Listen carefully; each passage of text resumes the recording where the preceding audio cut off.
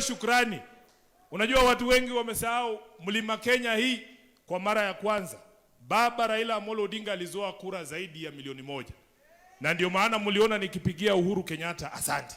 Kwa sababu alitusaidia. Mlitusukuma lakini alitusaidia. Wengine walikula pesa ya Uhuru Kenyatta sawa sawa. Mimi najua kama katibu mkuu pesa nyingi ambaye tulifanyia campaign ilikuwa inatoka kwa Mheshimiwa Uhuru Kenyatta. Alitusupport kihali na mali, ni ukweli. Lakini sasa si saa hii kuna mshenzi mmoja ametambua kwamba kuna ubaya ya pesa ya Uhuru Kenyatta. Nataka niulize Junet. Wewe Junet, pesa ya Uhuru ilianza kuwa mbaya siku gani?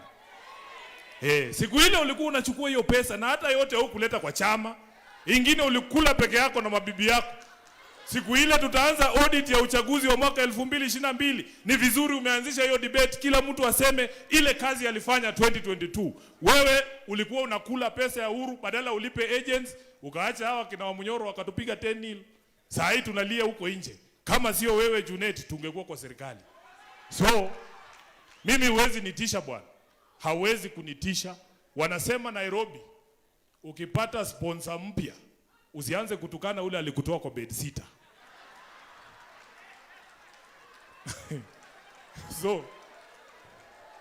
So mimi nataka nikamilie hapo.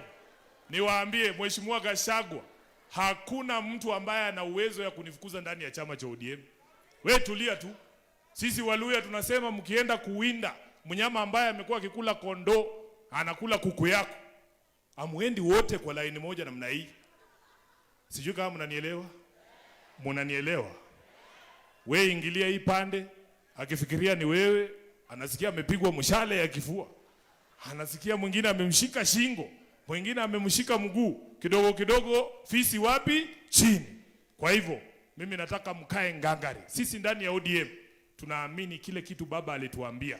Hakuna siku baba alituambia tuunge mkono William Ruto 2027. Hakuna. Na kwa sababu watu wamekuwa wakisema ile vitu baba aliwaambia, hii mwaka hata mimi nataka kusema ile vitu baba aliniambia. Baba aliniambia Kasongo 2027 home.